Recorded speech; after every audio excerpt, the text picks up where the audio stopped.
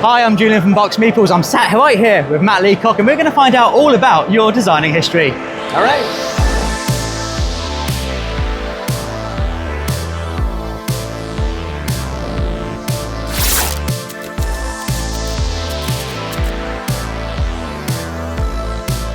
Welcome to Box Meeples. I'm Julian and with me is Matt Leacock and we are talking about design notes today where we are going to learn all about pandemic and how it's led us right here to Lord of the Rings. So, got handy cards, I'm not going to forget anything. So, pandemic really, when it first came out, it became like the poster child for like this modern board game revolution where people would cite board games as being revolutionary, as being different, as being new, and they would point towards pandemic. And I remember seeing that box and your front character of your female protagonist on there, and everyone cited this as being the turning point when mainstream board games were becoming better than Monopoly and Cluedo and everything that portrayed.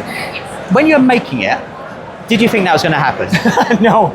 Did you just think, no. You were making a game here? When did you realize you had something special? I mean, I think it just kind of gradually grew, right? Over the first few years. It's kind of a sleeper hit. Like zero marketing dollars were really spent on it. A lot of word of mouth.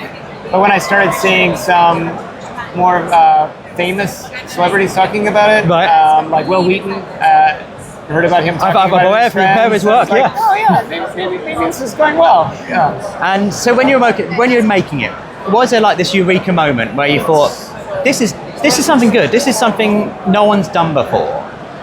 Well, I would say that there was a moment when I was just playing around very, very early. I had just newsprint, some Sharpies, some wooden cubes, and I'm just goofing around. I wanted to do a game with chain reactions, and I thought viruses would be great for that. Right. And I didn't know what to do with the discard pile. I didn't know how the locations I had on the board would get worse. Yeah. And just through experimentation, I put the discard pile on top of the draw pile.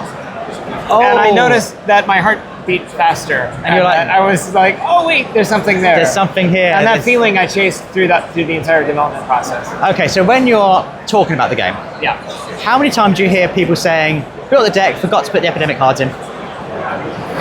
I haven't heard that as much as I used to. Yeah. People going, usually what it is, you build the whole thing, you put the epidemic cards in, and you realize, oh, I forgot to pass out the cards to the players. That's even worse. Yeah, that's more copy. And you're like, I need to dismantle this whole thing, start all over again. So pandemic grew and grew and grew.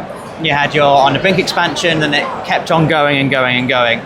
And you're introducing more variable and interesting ways of changing up the game, new mechanics each time. But once it grew and grew and grew, it did become this heavier game. Is that what led you to wanting to do like the legacy games? And did it feel like an evolution of that? I wouldn't say that's really what led me to legacy games. It was more like, what else can we do with the game? Like, there's only so many expansions you can add into a base frame and still do interesting things without making it too complicated.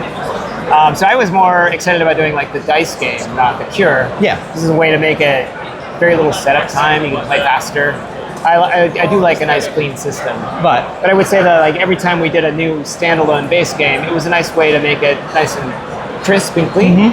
Yeah, without having like the fourth or fifth expansion. If that makes sense. Because people cite you and obviously Rob Davio as well as being like the inventors of the legacy game. No, that's Rob. That's Rob. Because he's done. But I would say that the innovation with Pandemic Legacy was that it was a cooperative game. Yeah. And I think they're just a lot easier to design than competitive legacy games.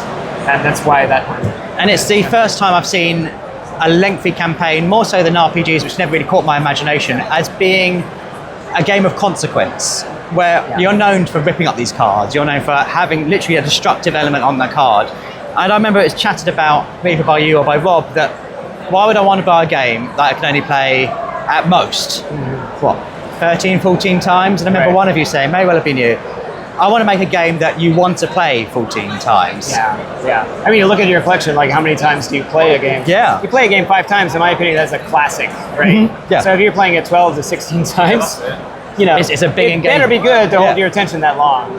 And Legacy obviously evolved and changed, and what I loved about Legacy 2 was, obviously it's set in the far future, but it had those nods towards the first one, but worked kind of on its own. Kind of upside down, really. Yeah. And I love that those references for those who hadn't played one, yet for others it's like I can see this as a consequence.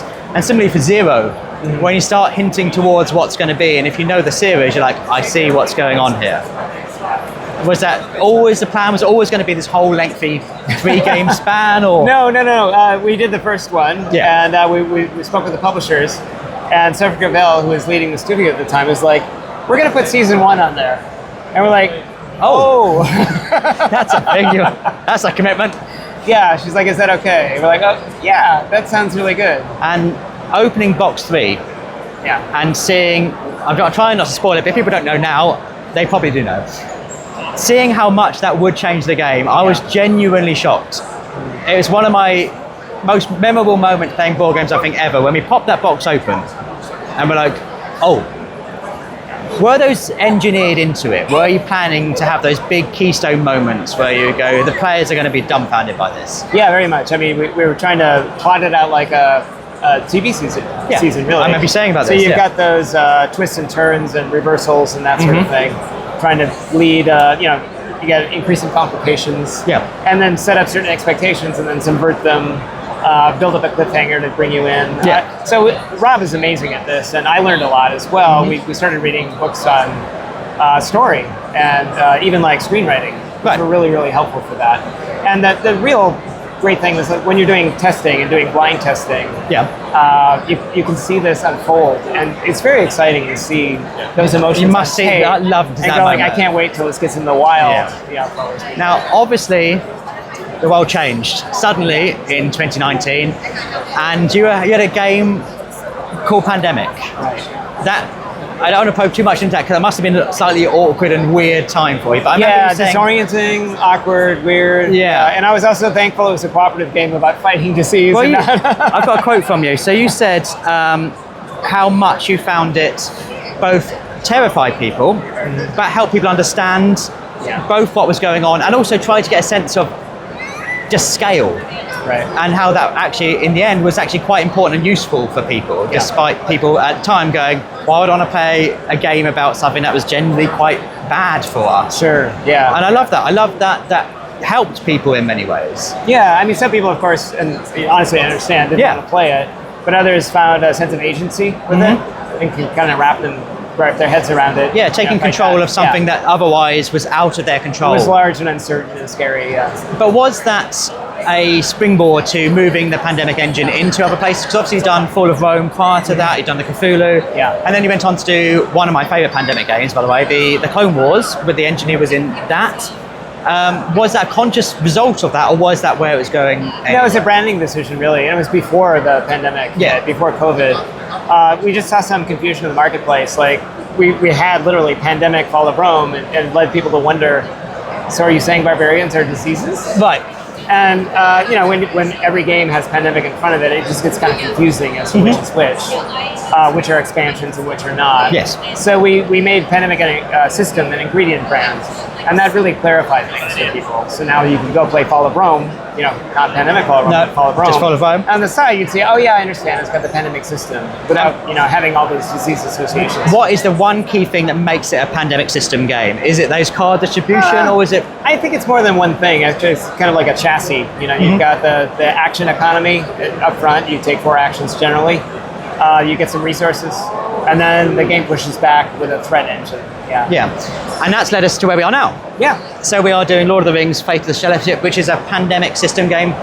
Why Lord of the Rings? Is it a personal love from you for the films or from the original books, the J.R. Tolkien books, or was it just it was an opportunity? It was definitely both. I had the opportunity quite a while ago, actually. Okay. But I am such a fan that I was like, I don't know how I'm going to do that justice. But after we had done Fall of Rome, Paolo Mori and I had done that, I started to think about like how that could be the seed, or like I could take some of that DNA. Because I didn't want orcs to be popping up out of the ground in random locations. No. But I could see how I could start to like have shadow troops form armies and how those could march along battle lines. And after, I guess it was like 3 years of development, I think I managed to crack it. And so how pandemic-y is it? How, if someone knows Pandemic but hasn't had a chance to see this, what would you say? You'll know this from that Pandemic, you'll know this? Yeah, I mean, one of the advantages of it being in the Pandemic system is it's relatively easy to learn. But that said, there's a lot of mechanical and thematic depth to it, so it's a pretty epic game, right? Yeah. But the structure is the big thing, right? You have actions you can take. In this game, you actually run 2 characters instead of 1. Yep. So 4 actions with one with another. So you've got kind of like the who's stealing most of the focus for that scene, right? And then the side character. Then you draw some cards, and then the threats come out. So that structure is the same. And also taking the discard pile, shuffling it, putting it on top. But just about everything else has been innovated on and made richer with the stories. And so what's next? What's next both for you? Recently you've done more environmentally aware games, and also you're looking towards, obviously, Lord of the Rings. Where are we headed next? I mean, it's all of the above. I mean, I enjoy doing games that are meaningful, and that's why I took some time to work on Daybreak, which is a very meaningful game for me. I do like doing lighter games as well. I'm working on at least one other legacy game with Rob that unannounced. So it's a mix of things. I don't want to do just environmental message games, right? And I don't want to just do cooperative games, and I don't want to just do this. So I feel spoiled for choice. I can kind of mix it up a bit. And I mean, we talk about kind of board game celebrities. Do you like that term? I guess I'm getting used to it. Because, I mean, when I was telling people I was getting a chance to talk to you, which I was giddy about, by the way. I mean, would you ever expect that? No. I mean, it's been, I feel like really lucky to hear all these stories about people like proposing to their spouse with Pandemic Legacy. Oh, that's beautiful. Happened like, I don't know, maybe a half a dozen times. Probably not box 3, but or in bringing them close to their loved ones. All sorts of stories, and I find that really meaningful. No, it's been lovely talking to you. Oh, thank you so much. And if you want to see more content like this, where we're talking to famous designers, please make sure you are subscribed and ring that bell for notifications every time we're doing a new video. But as always, thank you so much for watching.